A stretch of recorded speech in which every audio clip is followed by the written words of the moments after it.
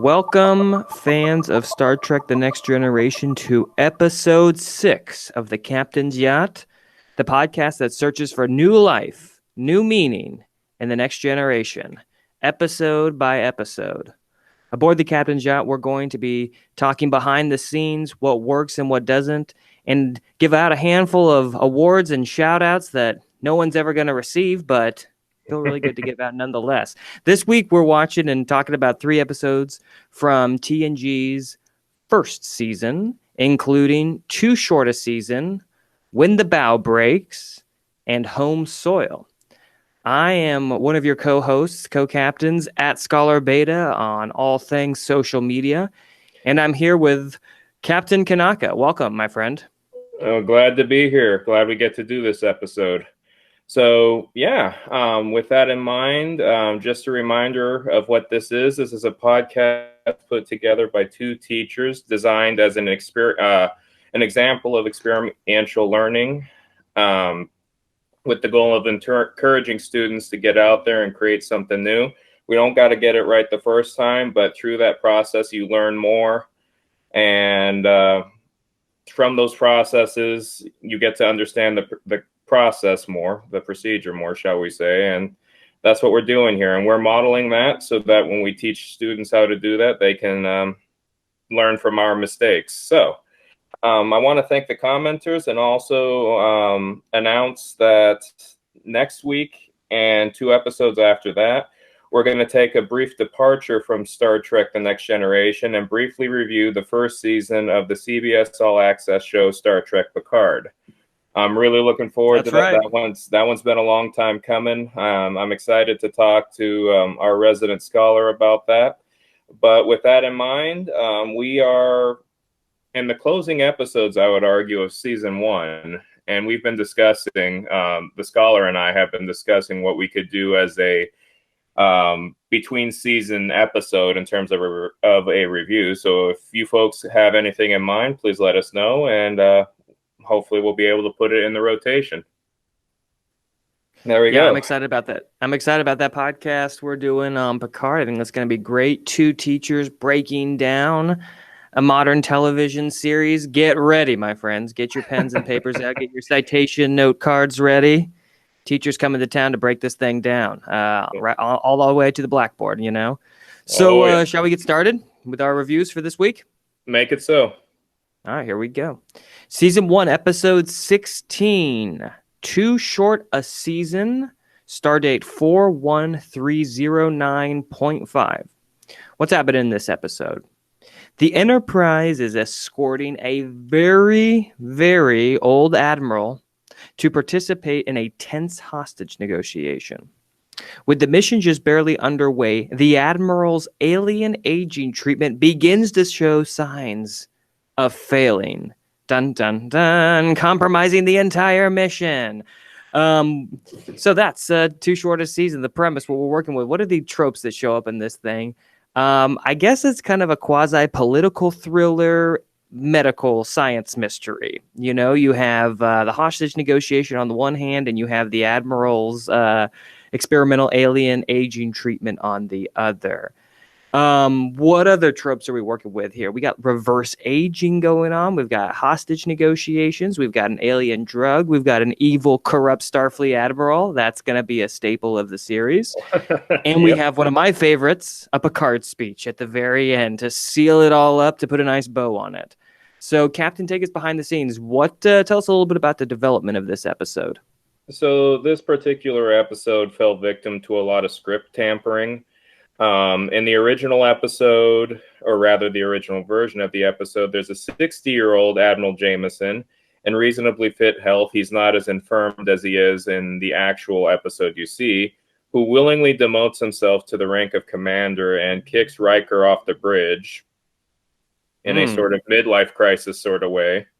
Riker temporarily gets a chance at commanding with the USS Falcon, the vessel that brings him over to meet the Enterprise. The anti-aging drug Jameson takes is proven to de-age him by 2 decades, but he needs, at the last minute, a transfusion of alien blood, which synergizes with the drug, causing him to de-age even further. Yeah, I've not Uh, seen any hostages yet in this no, script. there ain't This no is hostages. fascinating. Yeah. Yeah.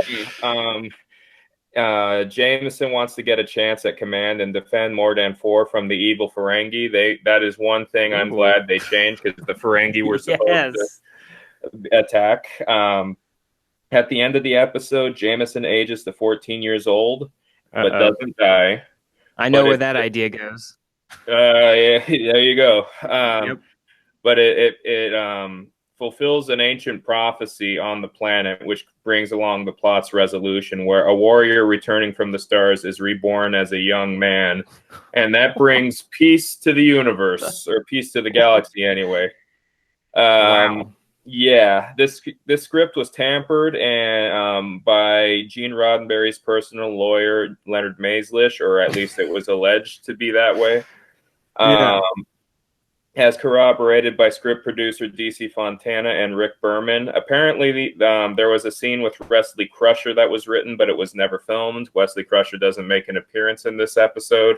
The issue of lost youth and trying to regain lost youth seemed to be one of the bigger themes of the earlier script, and I would have liked to have seen them explore that more. But Whoa. yeah, that's what they were doing. Yes, Scholar Beta. Okay. I'm already in stitches, and we haven't even started talking about what actually happens in this episode. I actually that seems like they were just throwing whatever they could get to stick. Okay, we need Ferengi. Okay, we need some de-aging. Okay, honestly, yeah, and none of the terrorist, the hostage parts of it. That's really fascinating that none of that's in there. I'm just I'm just cracking up that's also the phrase personal lawyer after Rudy Giuliani. I'm just never going to be able to see anyone else. You know what I'm saying? Except Yeah, like kind of a crazy personal, like, a person who's kind of fallen from grace is what personal lawyer kind of means to me now. But no. I digress. So let's get into some deep cuts. Now that we know how this thing didn't develop, we know that they added this hostage subplot. Well, actually, it's kind of the A plot of the episode. The yeah, de-aging thing kind of is in the background. It's actually at the forefront in the beginning, and then it kind of goes away until, well, it brings Jameson to his knees and ultimately his death. right. So it kind of appears then disappears. So let's actually get into what happened in this take. How about you get us started, my friend? What's working for you in too short a season? So what works for me is that this is the first episode of Star Trek: The Next Generation to actually tackle a topical issue. Hmm. Every episode until this point has either been devoted to world building or character development, which is clearly more important than tackling topical issues, and modern day Trek seems to struggle with that. Hmm. But now that the characters and the world of Star Trek is established, Trek can branch out and add another dimension to its storytelling. And in this case, the issue of terrorists taking hostages was a very big deal in late 1970s, 1980s America. Yeah. My favorite kind of Star Trek episode as a historian are Star Trek episodes that tackle issues from that time period, because it very blatantly turns them into historical documents able to be analyzed. The original series started this trend. Private Little War, which was released in February of 1968, coincidentally at the very end of the Tet Offensive, and Mm-hmm. that episode tackles the Vietnam War, but they were very selective in how they describe the Vietnam War. They call it the brush wars on the Asian continent of the mid 20th century. So that sidestepped the censors. And from a historical standpoint, that episode stands really well because it's an attempt, not only in Star Trek, but also in media of the time, to examine a contemporary issue. Let That Be Your Last Battlefield, released in 1969. That episode's script was written around the time of the MLK assassination. And Mm. you can definitely see how those events have influenced that episode. Yeah. That's why, as a historian, those kinds of episodes are personal favorites of mine. You take a look at Forces of Nature at the end of this season, the show, where they tackle global warming. But it all starts with this episode right here. So, yeah, Scholar Beta. Yeah. Do you that? kind of interesting. I didn't really consider this one, when I first watched it, tackling the issue of hostages, because that's kind of that whole plot is the rug's kind of pulled out from underneath us because there really isn't a negotiation. This is a Right. pure revenge plot when all is said and done. We actually get a way better look at hostage crises in that episode. I think it's from season 3 or 4, The High Ground, which is one of my Oh yeah. favorite. Another great take. Actually, some of the Enterprise crew is taken. Beverly specifically is taken hostage, and Picard later. Amazing episode, but I love your take and bringing up these other episodes of Trek that tackle real political issues, and we're going to get more of that in TNG, Oh and it's going yeah. to be done even more skillfully as well, More moving forward. skillfully, more skillfully is definitely the term there, because again, this is an attempt, and like anything else, you seldom get it right the first try. So Yeah, you yeah, definitely bring up how the fact that the theme of revenge and stuff like that completely overshadows any sort of political commentary here, yes, and that definitely is worth pointing out, because especially at the end of the episode, that's how it takes form. It's less about the hostages and more about how this Admiral Jameson handles his mortality. But if yes. you take a look at the development of the story, there were very specific examples of Mm-hmm. how they attempted to make it more topical. There's three major events that inspired this episode. There's the raid on Entebbe, which it happened in 1976, where the Popular Front for the Liberation of Palestine ended up hijacked a passenger airline of 258 passengers, let most of them go. 53 remained behind because they were Israeli or Jewish, and they needed Israel sent 4 C-130 cargo planes with commandos and an armed assault, very similar to what you see with what they tried to do when they first arrive at the planet. Yeah, There's even yeah. a mention of a quote unquote Starliner being captured. Admiral Jameson points that out. So you can definitely see that influence there. The Iranian Revolution of 1979, in which an American embassy has taken Mm-hmm. hostage. Workers in that American embassy were taken hostage. And then the whole war arms for prisoners thing, that was very clear in the production development, where they said connected to Iran-Contra, where you talk about giving weapons in exchange for hostages. So those three events play a role in shaping the narrative of the story. Not to its fullest potential, granted, but there are those three particular events that reflect in the story. Yeah, and I'm glad that you brought these historical events up. I'd like to. We're not going to talk about Picard yet. That's next week, viewers. You got to tune in next week for our special Picard episode. But I do want to say a Picard alert. You've heard many times in interviews with Patrick Stewart that he wanted something like Brexit to reflect in Picard. Well, imagine if instead of treating a political issue, exploring it within a single episode, we explored hostage crises throughout all of season 1. It just wouldn't work the same. You know what I'm saying? Oh, goodness, no. Like Brexit, something similar to that could have been, explored in a fascinating way, in an episode, in a Star Trek style episode. Maybe like it's Vulcan, or maybe it's someone big who wants to pull away because some type of politics is shifted on the planet, and we could explore where that comes from, and the ramifications of it splitting and giving people a democratic choice to leave and then regret. There's so much that's cool, but we don't need to explore it over an entire season or attempt to shove it in to an entire season worth of Star Trek. I just don't think that's how Star Trek works in its Oh, prime. definitely not. You know what I mean? Oh, yeah. Do you get that feeling as well? You and I have a lot to say about this. Is all a big advertisement for our Picard analysis. This is why it's going to take 3 episodes instead of 1, because there's a lot to say about Picard, and I absolutely agree with you. And when we get to episode 2 of our Picard review, we're going to tackle how we would revise the show to reflect that more. And I'm very curious to see specifically how you would handle Brexit, a Brexit-like scenario in Star Trek. I'm gonna handle it in an episode. I'm gonna tell you right now, one episode. Okay, so Me I'm too. sorry. Let's get back to too short a season though. This episode, it deserves some talk. So some things that I actually thought were kind of interesting in this, the mystery surrounding Jameson and what he did 45 years ago actually pretty much held my attention for most of this. I'm gonna be pretty critical of the de-aging effects and makeup and stuff like that here in a little bit. But what kept me in this episode is that whole mystery about what did this dude do so long ago. I hadn't watched this episode in 10 years. I'd forgotten. And that definitely kept me in. And Picard and Jameson's chemistry on set together, I think works really well.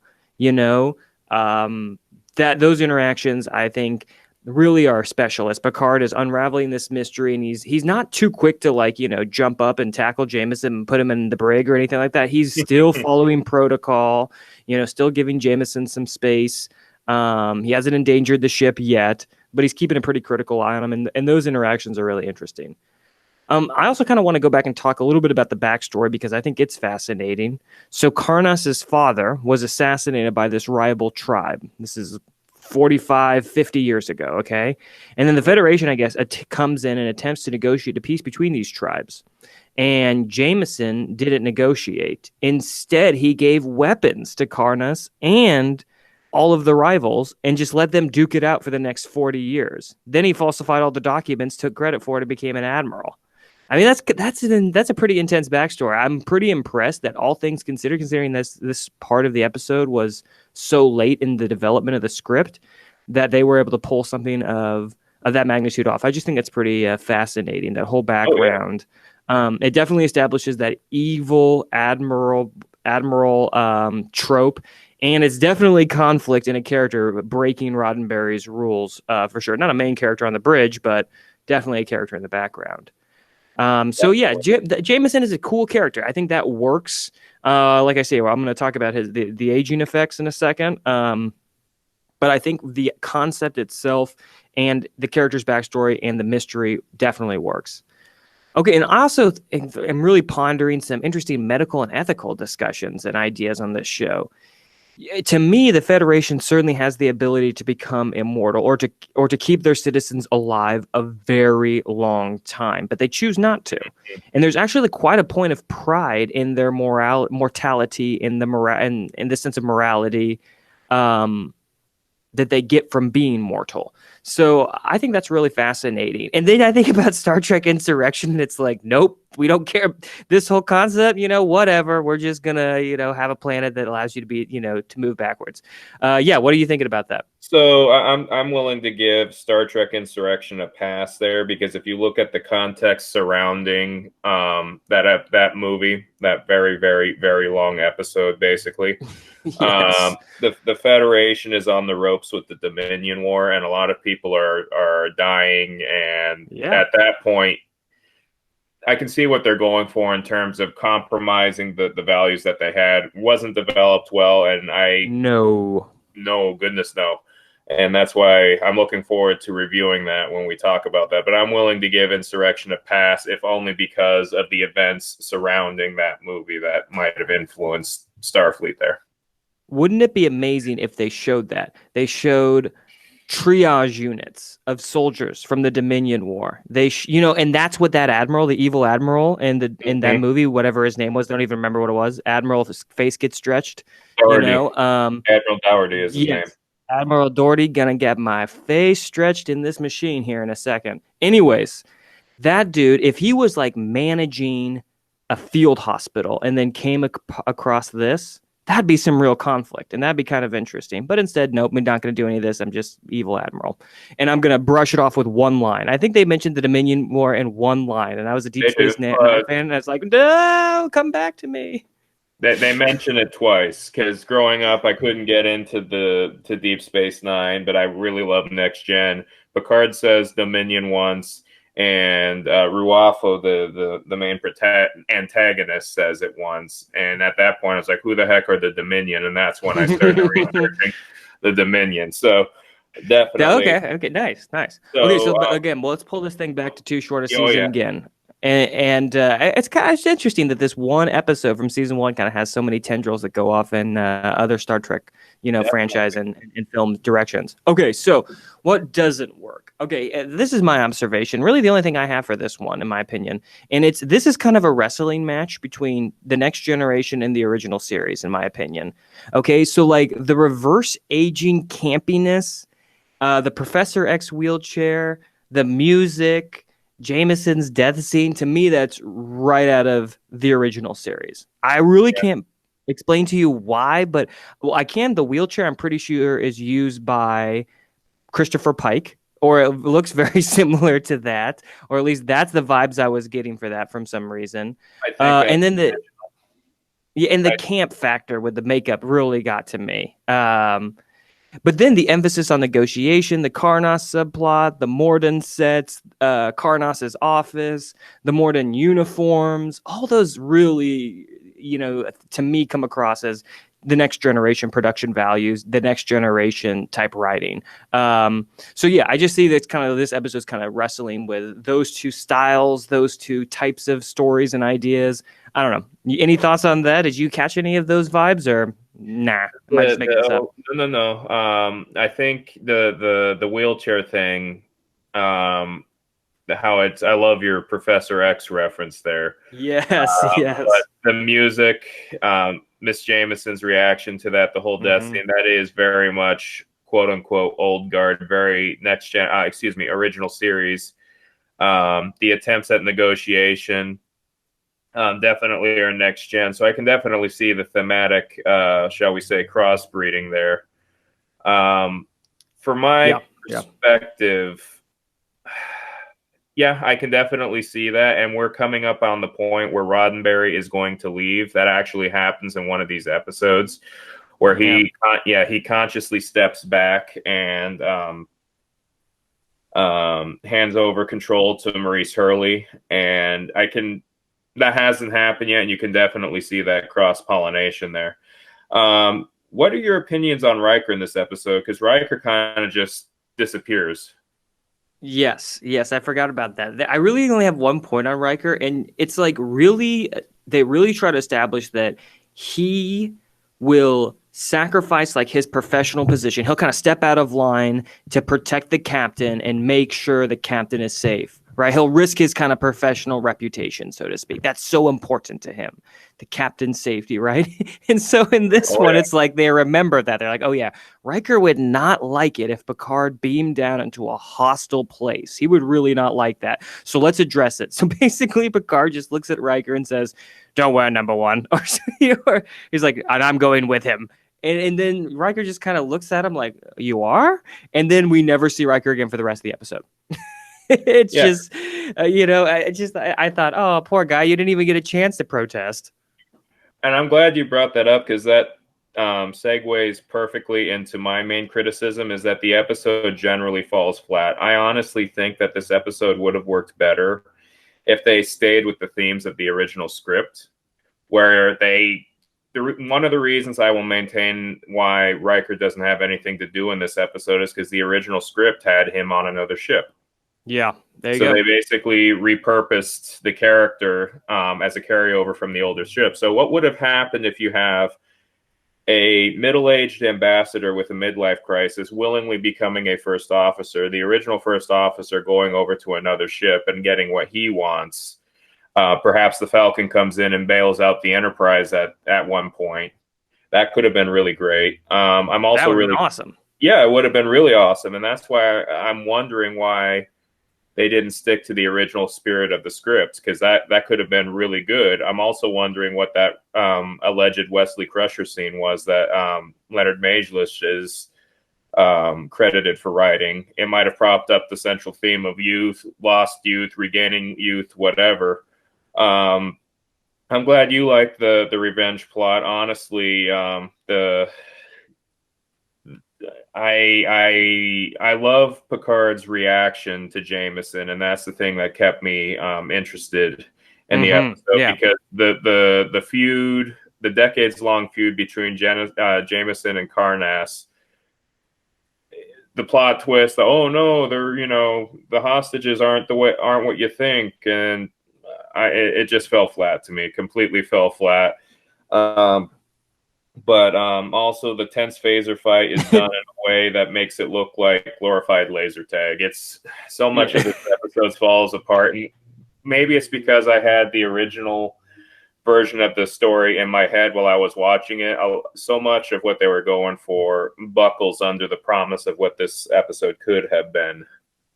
Yeah. If I can just say, I think I'm not really interested in the revenge plot, to be perfectly honest, nor the de-aging plot. I never was involved in those mysteries. I just wanted to know what this dude did that 40 years ago that this guy's so ticked off about. You know what I'm saying? And Oh yeah. I kind of thought the reveal of him selling weapons to all sides was like, whoa, that's bold for a Starfleet admiral. You know, I keep mispronouncing admiral. Yeah, it's not a hard word to say, but here I got it. So my point is, yeah, that part is kind of cool to me, that character decision that's buried in the past, but its reveal in the actual way it's shown in the episode, I don't really care about.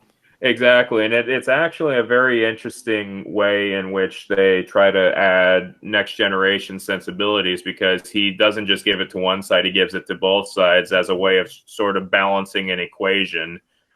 That's It's the kind of vibe almost I got. Solomon-like wisdom, but not Almost. quite. Oh, not quite. Definitely not quite. So are we ready for first and facts, Scholar Let's do it, Beta? my friend. What you got for us? So right before we rolled cameras on this, you and I had a very interesting discussion about, and this kind of ties into matte paintings.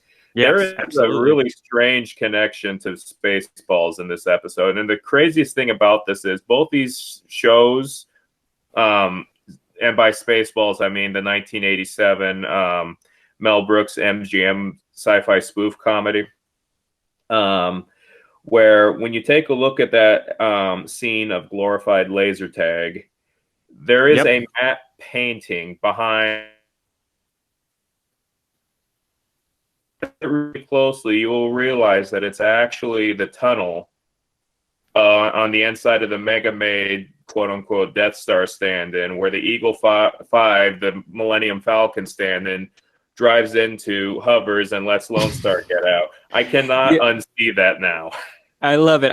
If you're watching this on YouTube with us, take a look. There they are. They're identical. And no, well, yeah, once you see it, you can't unsee it. And at first, I thought you were talking about the set. I thought I was like, dang, you really noticed some details about that floor and ceiling. But not, it's the painting in the background, those tunnels that look like it just kind of goes on and on and on. Absolutely. Nice job nailing that.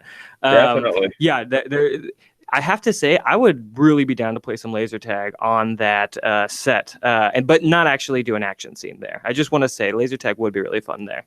How about episode awards? What do you got? What do you got for some awards? I hereby bestow on this episode the GNDN award, which is a reference to the original series set dressing, which means goes nowhere, does nothing. So it's an award given to a story detail that sounds important but has no impact on the story whatsoever.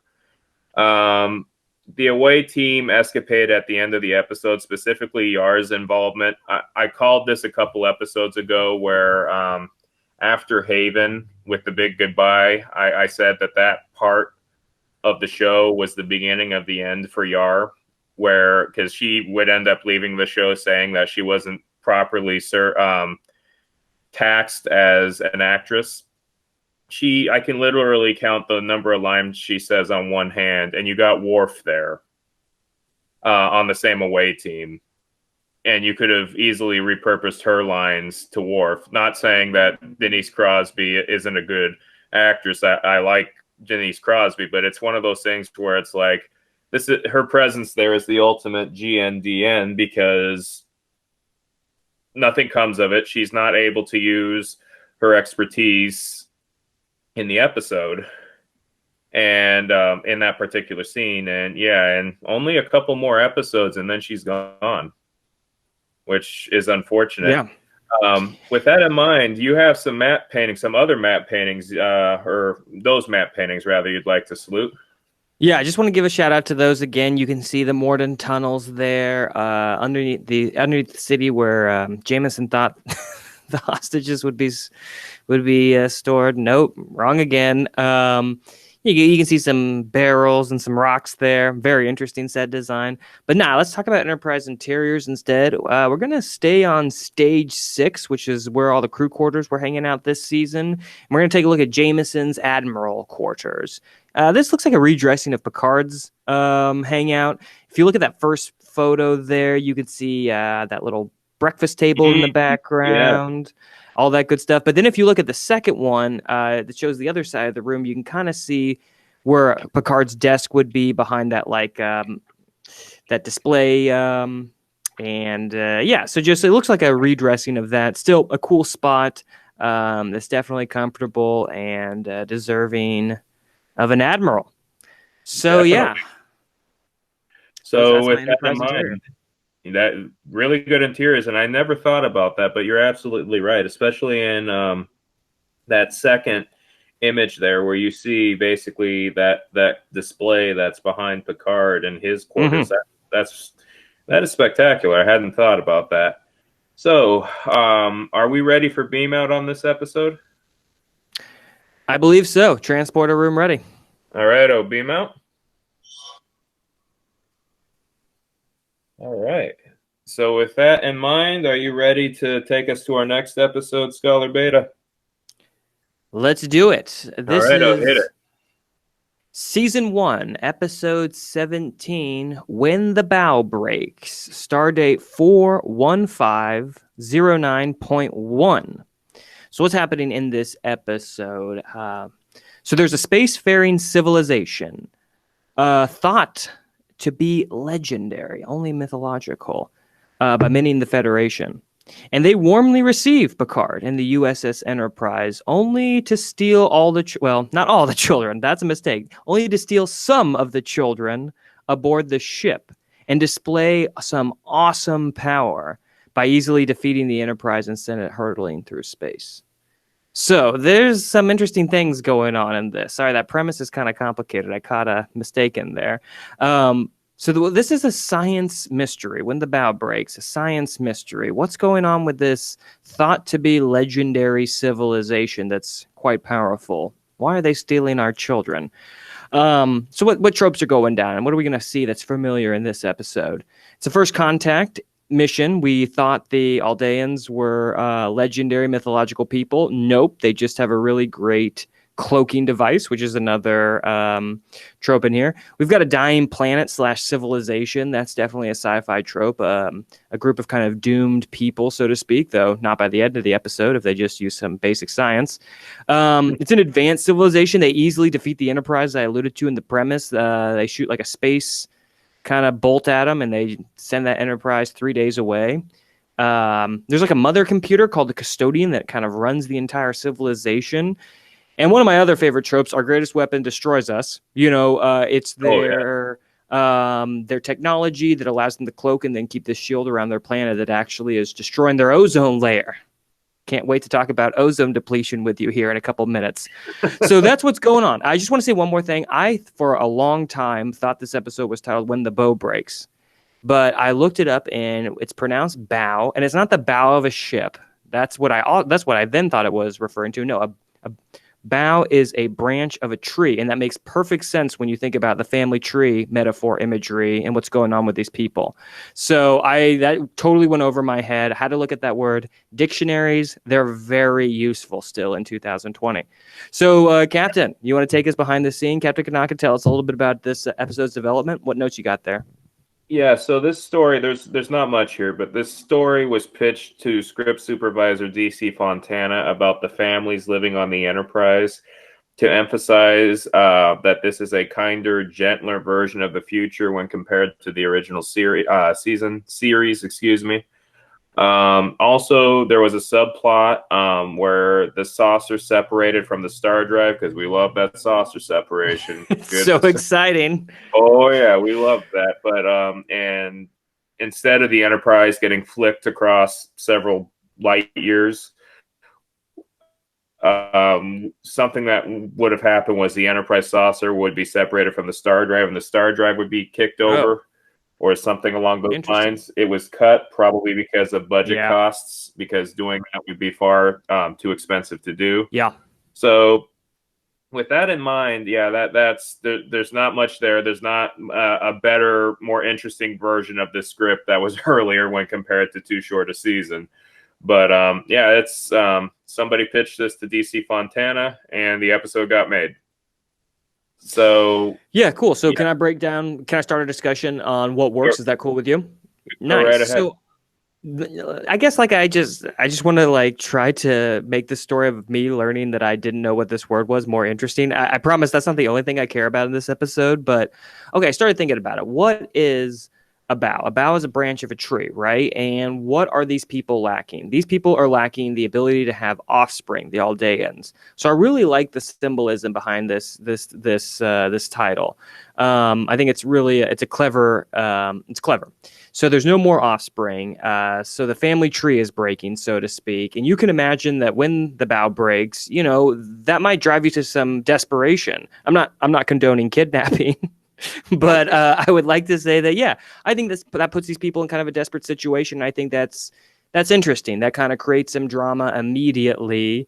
And I also like that the drama was revealed in the first act. They didn't drag this out for like you can imagine them why are they taking our children for like 30 minutes or so? No, they drop it on us in like the first 5 or 10 minutes of the episode. This is what's up, and then the rest of it's, you know, trying to get the kids back. So I appreciate that and not trying to force another mystery on us. So yeah, It's in.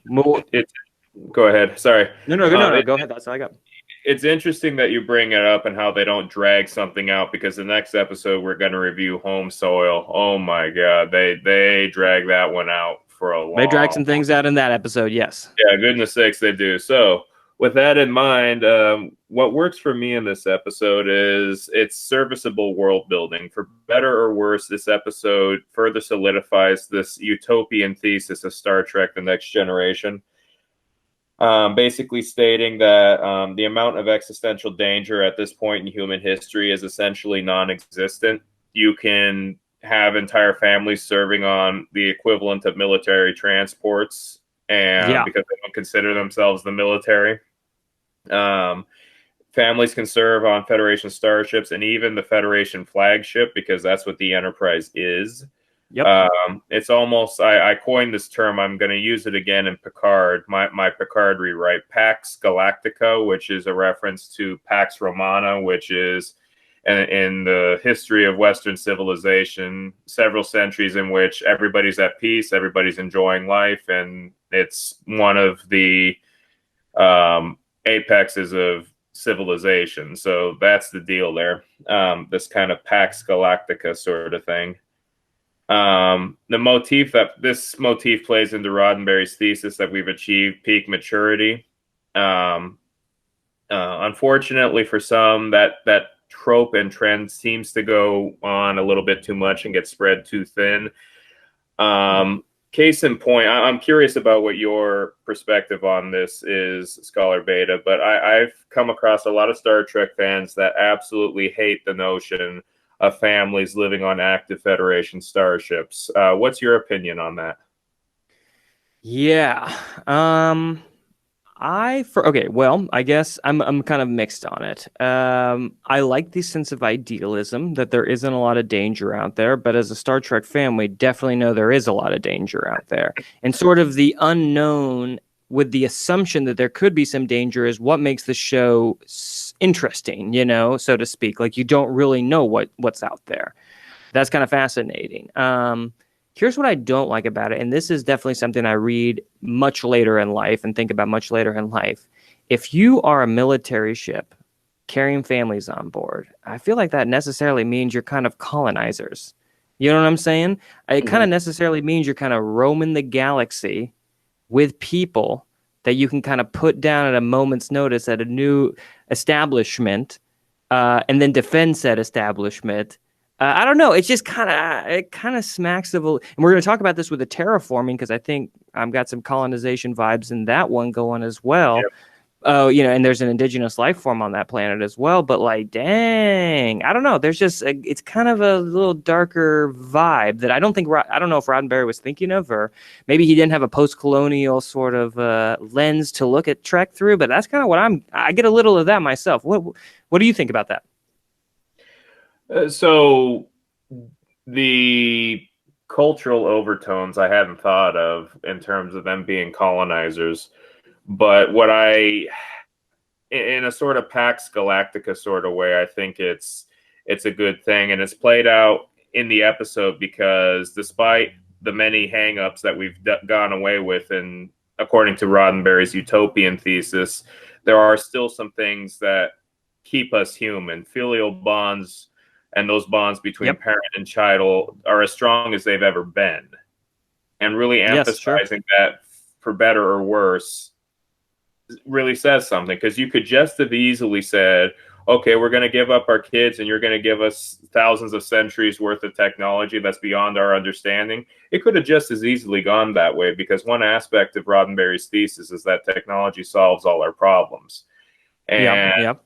the fact that children are on the Enterprise for that point, from a storytelling standpoint, this is one of the reasons why I like Sisko. My top three Star Trek captains are Picard, Sisko, and Kirk. And the thing that makes Sisko better than Picard is the dynamic he has with his son. Yeah. Yeah. To being a commander having to hold the country, the station together during all these turbulent times, he also has to parent his son, and that provision in Starfleet, which allows that to happen, makes Sisko more interesting to me than Kirk is. So from a storytelling and thematic aspect, I'm okay with it from that point. And it adds, for the purposes of this episode, a level of humanity over it, because Roddenberry had some very interesting views on the family, specifically dealing with death, which we're going to talk about in season 3, where he got in his basically post-humanitarian, post-humanity thesis, and it kind of muddied up and wrecked an episode in season 3. But I'm generally okay with it, but I had not considered the overtones, the cultural overtones of colonization, and there is something to be said about that. Yeah, and colonies get the Federation in trouble in many episodes. They have to move their colonies. They have to figure out a way to help their colonies. Colonies spring up in places that they have no claim to, all kind of stuff like that. So it's definitely on some of the writers' mind. Was it on this writer's mind? I got no idea. You know, I'm not sure if that's a thing they were exploring with families on the Enterprise. Hey, as a teacher, and we'll talk about this when we get to the interiors, but I'm glad they have a classroom on there. Those children need to learn.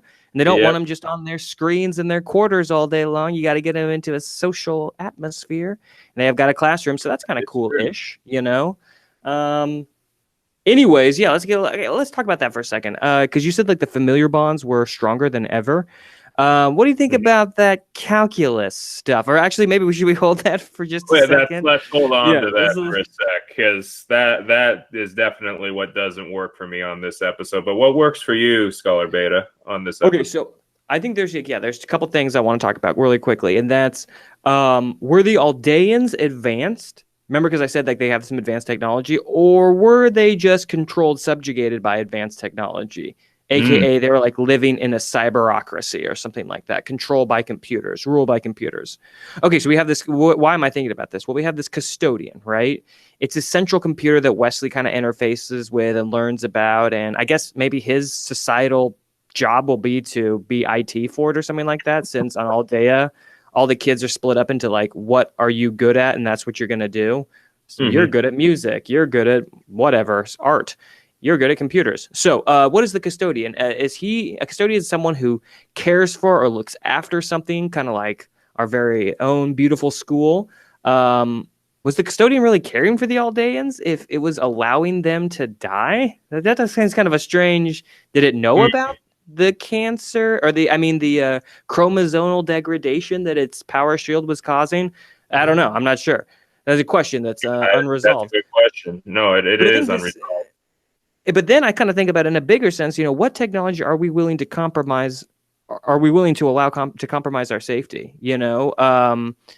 Kind of what technology are we allowing to kill us too, in sort of a way, yeah, a lot of technology brings a lot of positive forward developments, but it also has a lot of detrimental side effects that we often don't even discover or realize until much later, So I think this is kind of an episode that brings up some interesting questions about our relationship with technology, if you kind of look into it like that. Okay, so then one other thing that works for me is even though the Aldean government is kind of dumb, for lack of a better word, they are very advanced, but their scientists can't figure out what's killing them, and Beverly figures it out in 5 minutes. At least they are willing to acknowledge a problem they've created and vow to change it once it's brought before them.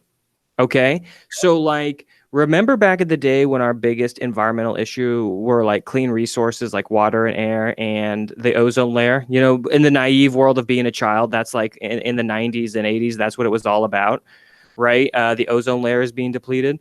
Anyways, so this episode weaves that environmental issue into it. And so this issue originally caused by technology is solved with a lifestyle change that comes from an acknowledgement from leadership. I just think that's refreshing. Okay, we have this piece of technology. It's wrong to use it because it's killing our people and drove us to do this desperate act. We're not going to do it anymore.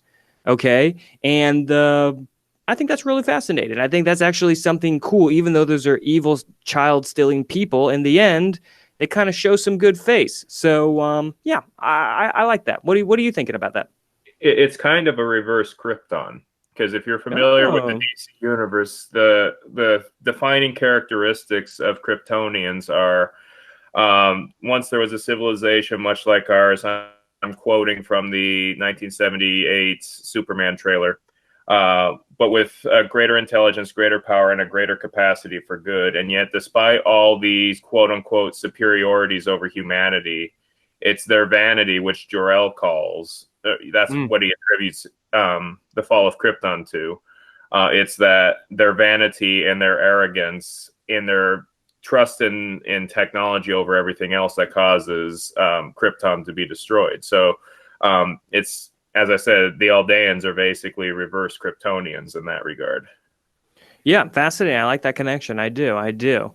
Yeah, hubris. That's something that's a theme that's been around for a minute, and believing that, we are superior. Yeah, it's interesting to see that from the Federation's point of view.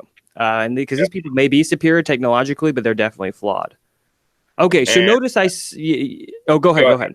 After you. I was gonna say, notice I said it's the ideas that are interesting. The idea of admitting you're wrong and about an environmental issue and then changing your position, or the idea of are we controlling the technology or is the technology controlling us? Those ideas are fascinating, but I think it's the execution to me that's kind of flawed. So there's a bunch of issues wrong with the premise of stealing these children from the Enterprise. Sorry, it took me a second to get that sentence out. So, did they really think that the Enterprise would just trade them straight up? Did they really think that? You know what I'm saying? Did they? I don't know, man. That seems like a long shot. Yeah, what do you think? So, they might have, because the Federation's reputation is that technology cures everything and technology solves all of humanity's problems. And as I said, a possible offshoot of Roddenberry's thesis is that they would do that because needs of the many, needs of the few, the needs of the many outweigh the needs of the few. We have technology that can make life better for the entire Federation. If you give up, how many kids were there? 6? You give up 6.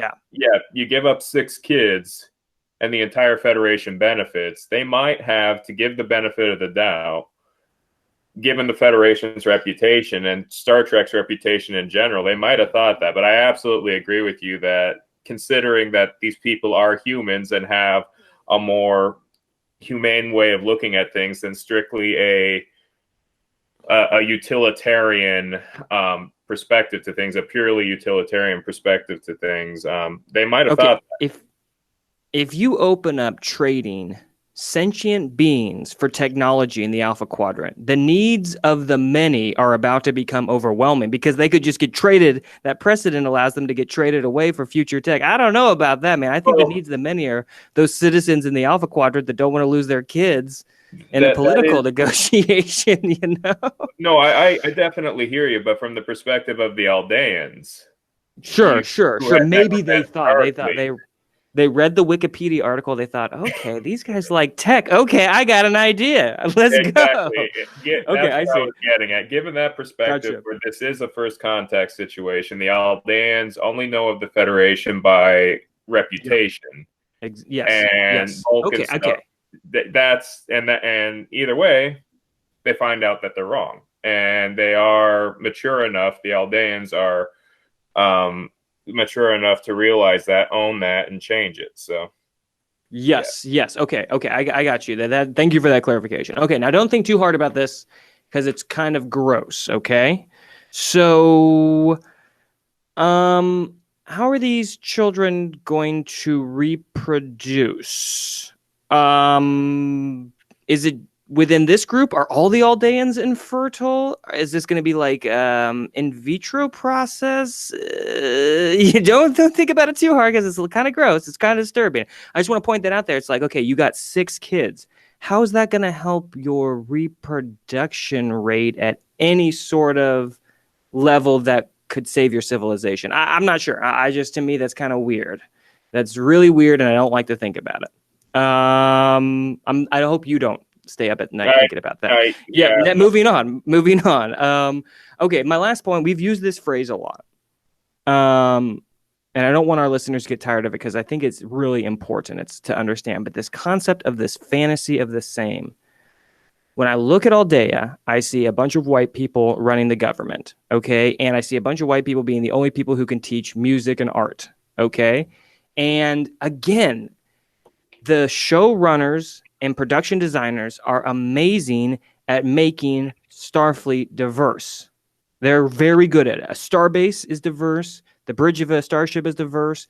They're very good at that. And inclusive, too. We're talking about what's the difference. The difference is diversity is a range of species and races, and inclusion is those people actually making decisions at the table, like Geordi driving the Enterprise or being the chief engineer and such, or Worf giving tactical input and such. That's inclusion. But yeah, here in Aldea, we got monoculture, and I'm starting to think maybe the writers know that and are writing it as a way of critically pointing out that these homogenous societies are flawed, but no one says anything about it. There aren't any other hints or clues, so that's just annoying me a little bit.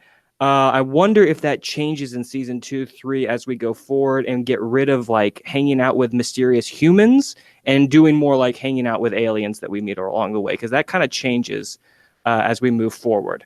So yeah, those are kind of the big things that are not working for me, like an investigation of the premise on any level, and then kind of thinking about that fantasy of the same on Aldea. How about yourself, Captain? So I don't have much to say here. It just the only thing I have to point out is it gets a little too precious at times. The opening scene attempts to set up an endearing tone, but the calculus. Here we go. The calculus. So the details that make up the scene end up making the whole thing look ridiculous. So a kid named Harry, who's no older than 12 years old, collides with Commander Riker because he doesn't want to attend calculus class. I mean, God, are you serious here? This kid has barely hit puberty, and he's taking a math class that most people haven't taken. There's also something that's taken out of the 1980s sitcom handbook where it's, if I can find the tune,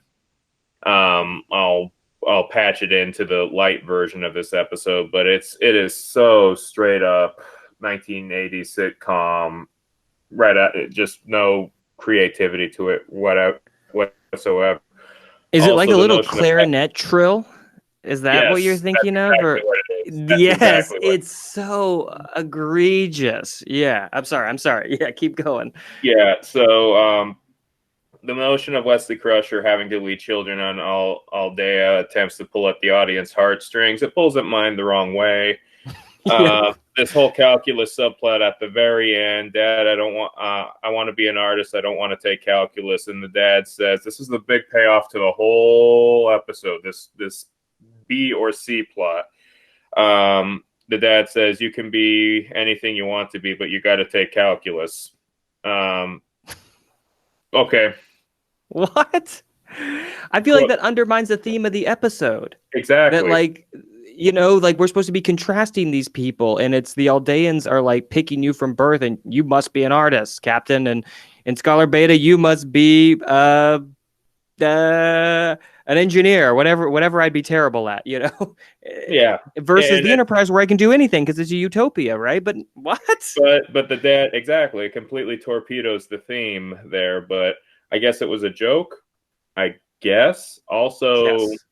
I'm not really sure. In the future, people are going to take graduate level mathematics when they're 12 years old. Isn't the future great? I love that idea that you caught that. I wasn't thinking about that as how corny it was that kid was running around on a battleship and crashed into the first officer. But I love your call of like, what are you doing, 12-year-old, taking calculus? Yeah, he's on board to be an engineer. He's ready to go. There you go. He's going to be an engineer. So, okay, so let's get some first and facts going. What did you notice about this episode? Real quick, this actually collides with one of LeVar Burton's other shows. For those of you who may not know, in addition to being the navigator and later chief engineer of the Enterprise D, LeVar Burton was also the host of the PBS children's program Reading Rainbow. And in a special episode of Reading Rainbow, LeVar Burton actually took his production crew to the Paramount set to teach his audience how TV shows are made. Yes. So, yep, that happened. That's my little trivia here where there's that connection.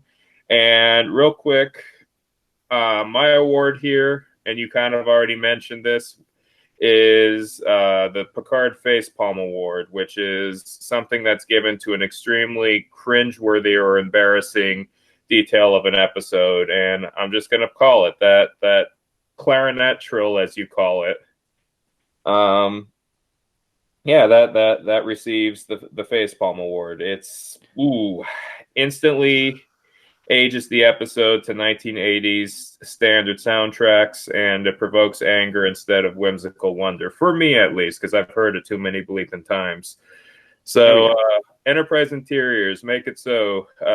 Sadly, we don't get a cool matte painting that's also featured in a goofy comedy. But we do get an interior, and as I said earlier, that interior is the classroom. And talk about small class sizes in the future. Take a look at that. We've got a class size of 1, 2, 3, 4, 5, 6, 7, 8 students, maybe, led by a student. Now, that is progressive education right there. And we've got this beautiful, clear lectern, and we've got some computer stations and some conference room chairs, you know, that you'd see at the Marriott Hotel, but whatever, you know. I love it. I love that there's a classroom on board. Hey, I thought Keiko was the teacher. Where's Keiko? Is she on her prep period or something like that, and she put her TA in charge of the class? Because I would love to do that sometimes. We don't know who Keiko is. She's still doing botany right now, as far as we know. I guess that's right. Keiko hasn't got her license yet. She hasn't passed EdTPA. So before I keep making stupid teacher jokes that are going to fall deaf on many of our listeners' ears. Yeah, there's the classroom. There is a classroom on board. And if there are families on board, it is kind of cool that there is a classroom. I'd like to know what it would be like to be a student in the Federation. Oh, yeah. That would be cool. You do see a glimpse of that real quick. You do see a glimpse of that in Deep Space Nine, in which Keiko, it's one of the last episodes of season 1, in which Keiko O'Brien gets in trouble with the Bajorans over basically the subplot of this. The subtext of this is science versus religion. Oh, yeah. And she gits upset with that. One of the Kais, the Bajoran leaders, who's fundamentalist, gets a little upset with Keiko O'Brien and basically asks to see the manager. So, little interesting thing that's the closest I think we're ever going to get to seeing how teaching works in the 24th century Federation. So awesome. I like to say maybe there is a teacher in this scene. Maybe that isn't a student. The woman standing in front of, not behind the lectern. I can't really tell, but Nonetheless, it looks idealistic. I love that class size. Mine is I about 4 times bigger than that. It's pretty Yep, brutal mine too. sometimes. But that's That all. is That's all. tricky. All right, are you ready for beam out? Transporter room, we're ready.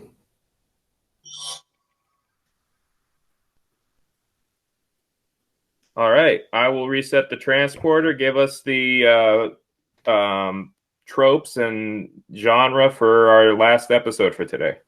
Here we go. Season 1, episode 18. We're rounding the that's a Trump phrase. I'm not going to say that. Never mind. Season 1, episode 18, Home Soil.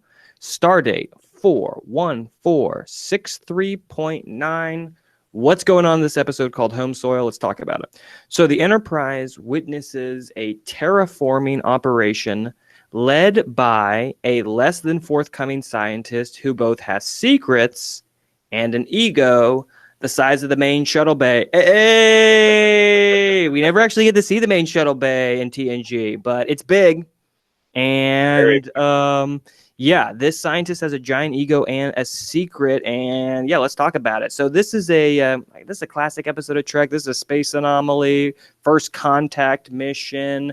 It's a non-corporeal entity. We've had that before on Lonely Among Us. And we don't have an evil admiral, but we certainly have another Star Trek trope, and that is a Starfleet jerk. So, and that would be the terraformer, whose name escapes me, but he's not called Doctor in this for some reason. I don't know why that is. Kurt Mandel.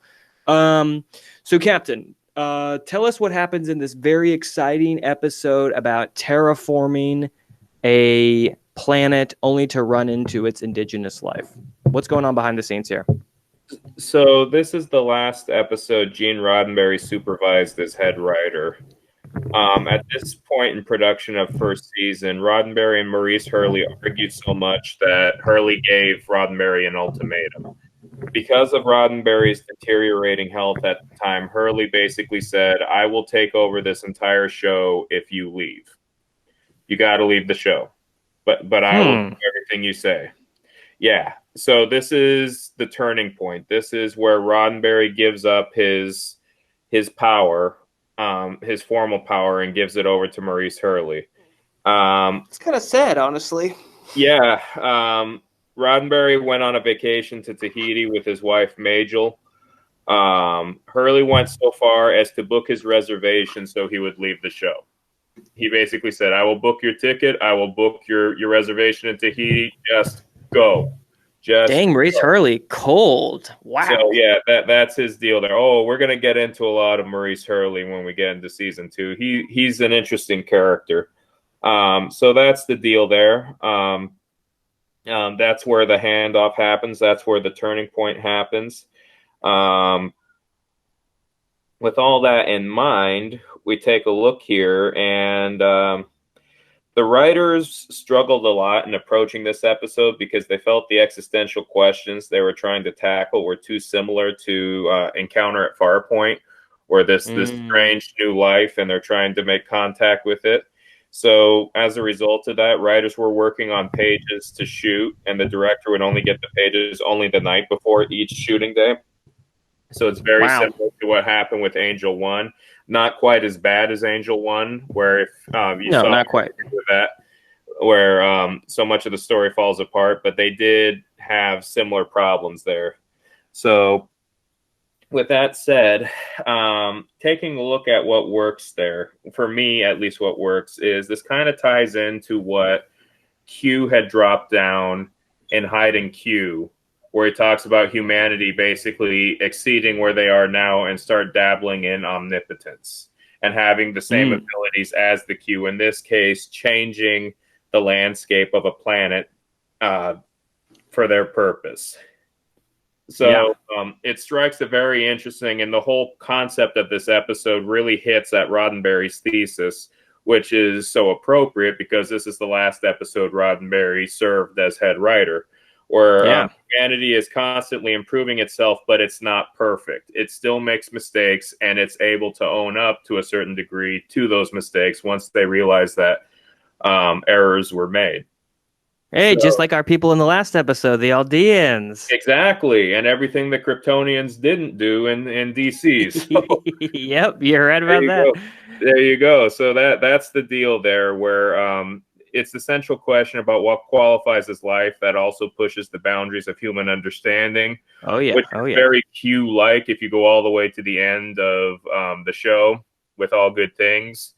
Um, the Yeah.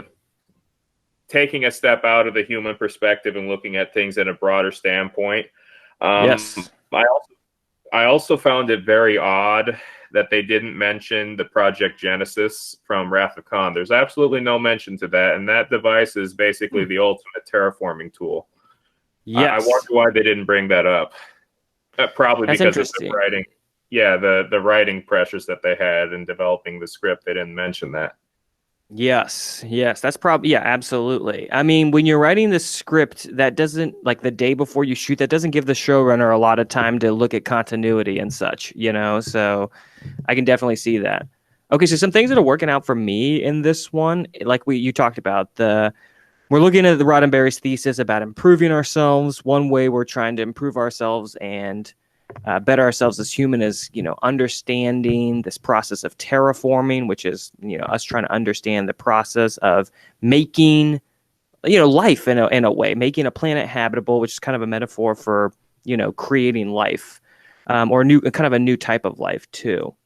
There are lots of interesting questions that come up for me when I'm thinking about terraforming in this episode.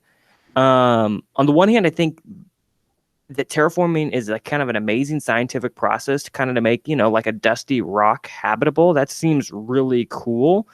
But on the other hand, this episode reminds us that we don't necessarily know that all there is to know about intelligent life and how it may manifest on a quote unquote dusty rock. So I think that's really some of the questions that this episode asks, again, kind of like the last one, the questions that it raises are fascinating to me. Does it execute it in a very exciting way? Oh Not goodness, exactly. no. Not exactly. Yeah. So again, I was talking about colonization in the other one with bringing the families on board, but to me, terraforming really feels like colonization. Like you are going out and you're establishing a colony slash outpost slash entire planet. So that's like one thing to make your presence felt in space, send a spaceship. Another thing, have a star base. Another thing, terraform a planet really far away from your origin planet. To me, that is very colonization. But there's so much space in space. Colonization is kind of an issue when you're stealing land from someone who's already there. And ostensibly, there's way more planets than there are, intelligent species that can inhabit them. So I'm kind of all over the place on this, but at least that human aspect is on my mind, the colonization part. Um, yeah. So what else is on your mind about what works on this? I know you're thinking about some of humanity's imperfections that are going to manifest, and that comes out through some of the characters. What are you thinking there? Right. So basically, it's the main antagonist, I would argue, is very much in his own perspective and is unable. It's almost a sort of cultural or species myopathy where they cannot see beyond their own perspective there. So Yeah, humanity can make mistakes by assuming that life should only fit one criteria, and then they realize that's not the case, and that it's one of those things, and this is something that I would argue that modern science fiction in all franchises seems to struggle with, where it's okay to give your protagonists, especially, flaws. yeah, It is okay to do that. That makes them more interesting. And seeing how these characters realize we were wrong, there yeah. is intelligent life on this planet, we need to make peace with them, and everybody grows as a result of that. That's the stuff that arcs are made of. That's the stuff that makes the characters' journeys interesting. And that's the one of the biggest issues I have with modern science fiction, where the writers straight up forget that maybe it's because of the onset of the superhero, but character protagonists in modern science fiction and right now can't seem to have any flaws whatsoever. And that doesn't make And for interesting sci-fi. Go ahead. And antagonists will never be more than just revenge seeking, frothing at the mouth, shooting you with lasers, and then they die. You know what I'm saying? Oh, It seems like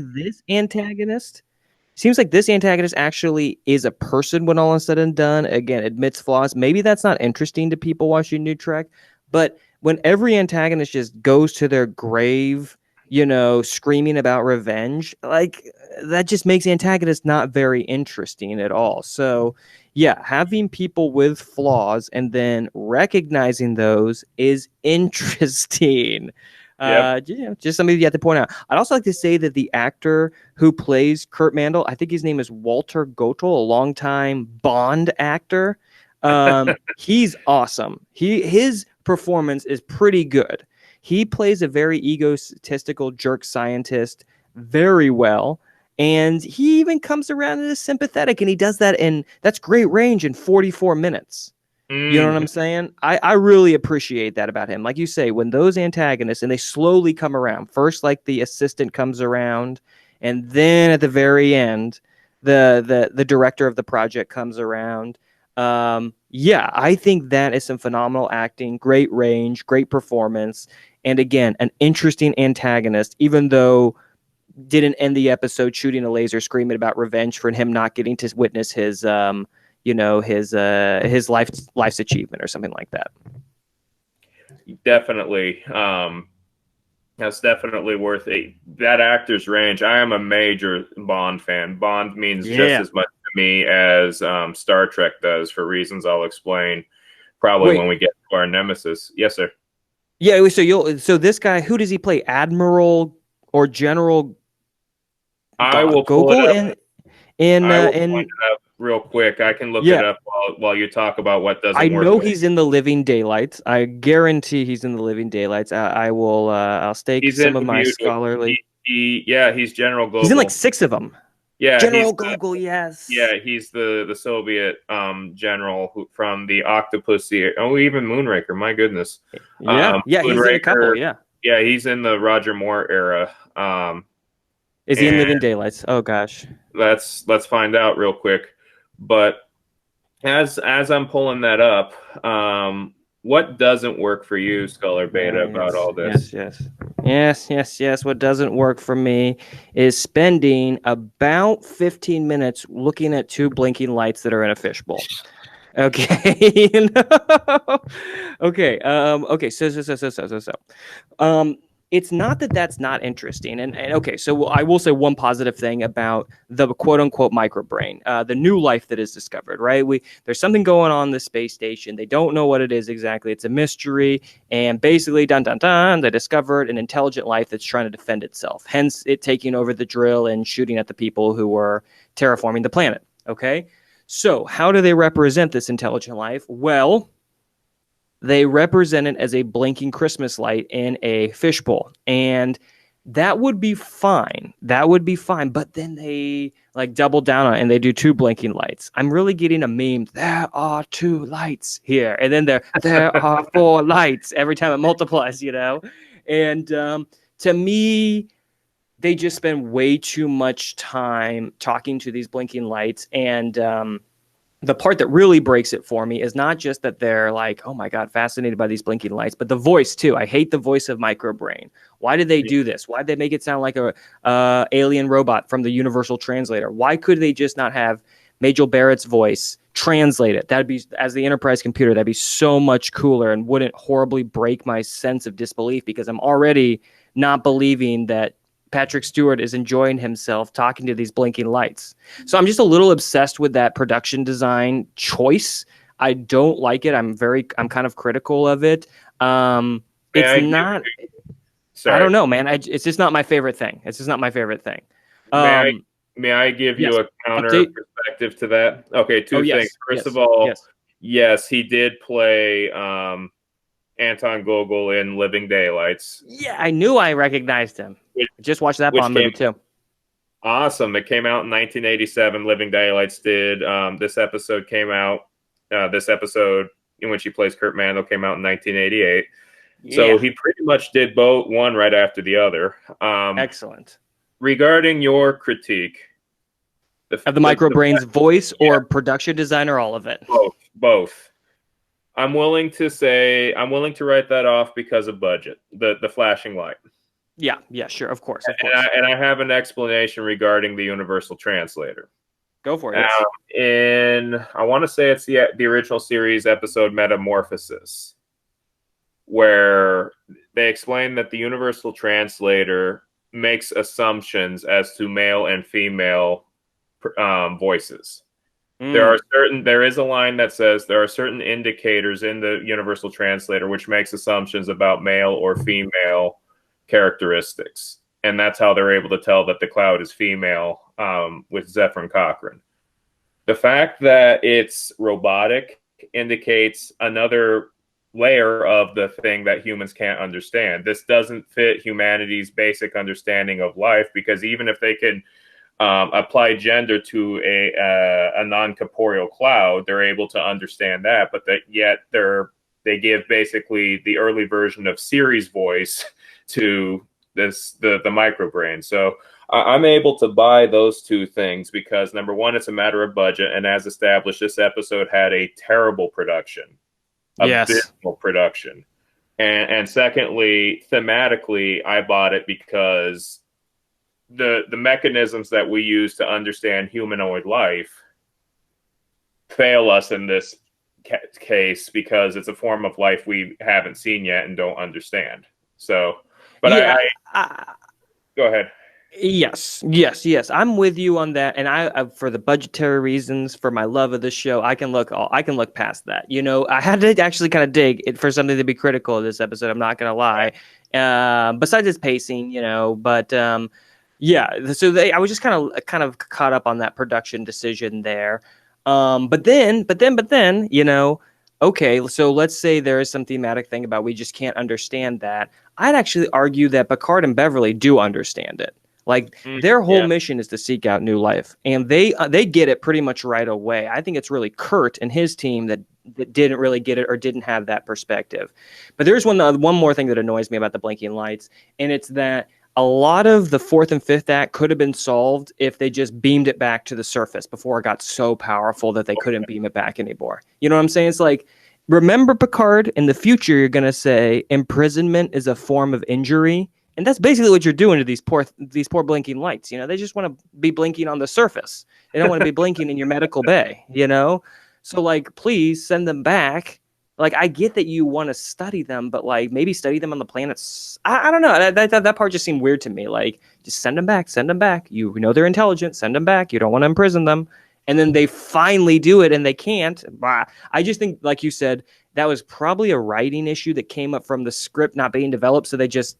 oh, we know we need to beam these things back, but we got to delay this scene because we need to stretch this episode out for a couple more minutes. Exactly. So, yeah. No, that's a really good point. And oh gosh, them establishing, and this ties into my gripe. We've seen this kind of episode before, and it's been done better. This kind of episode where it's life, Jim, but not as we know it episode, where the crew comes across a potentially evil life form, but it's simply misunderstood. Now, the writers, as documented, had a lot of issues trying to make this episode different from Encounter at Farpoint, and they tried to make some connections there.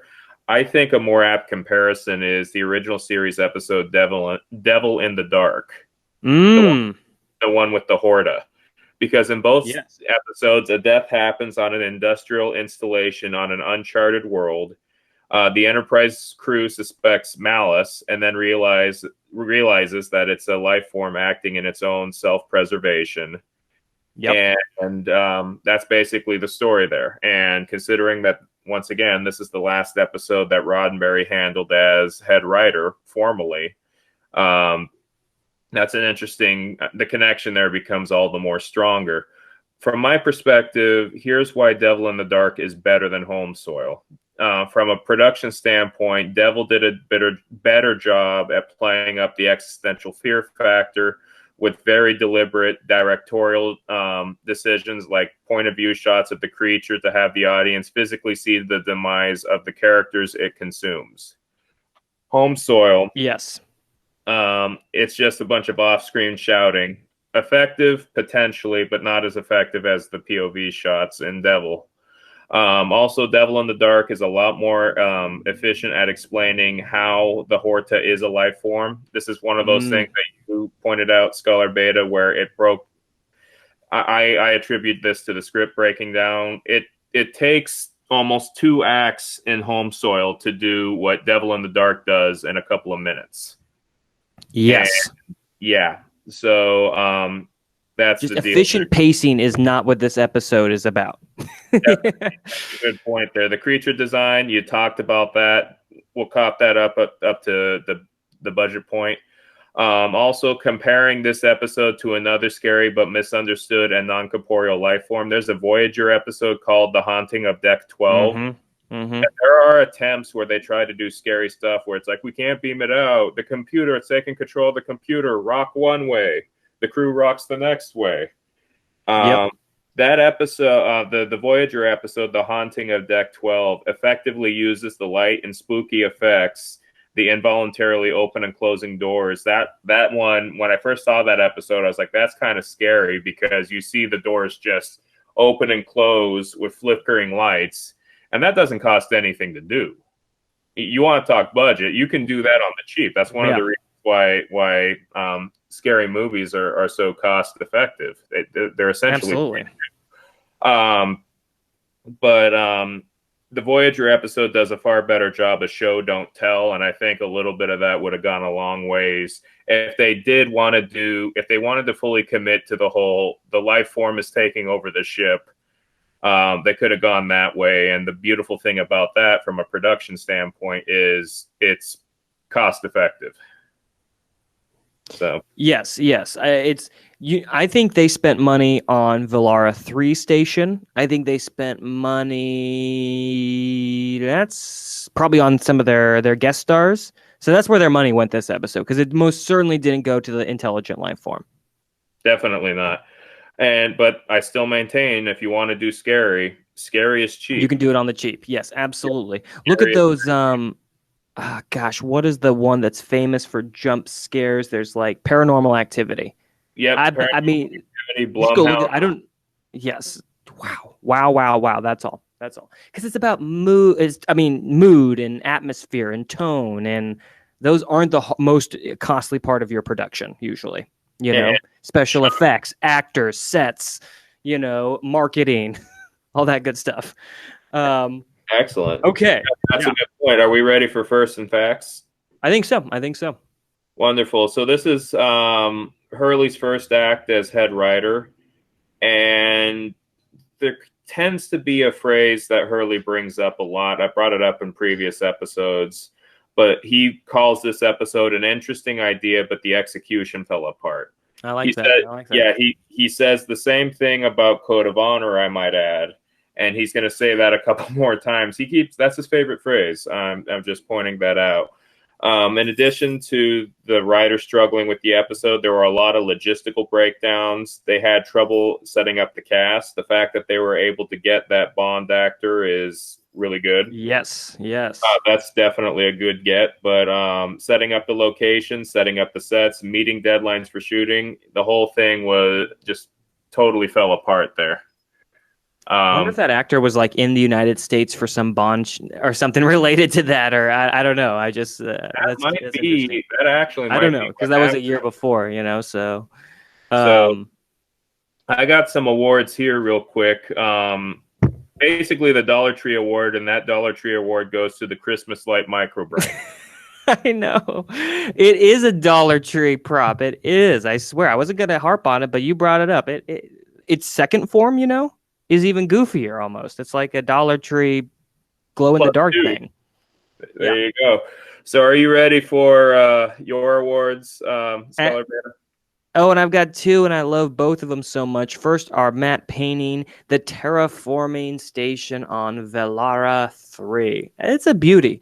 I really appreciate that. And it kind of looks like you got like the Mars kind of soil color there, and that kind of indigo black background. And then the station itself is pretty interesting. I love those little cutouts they put in there to try to give it some animation and movement with some crew inside. That's really cool.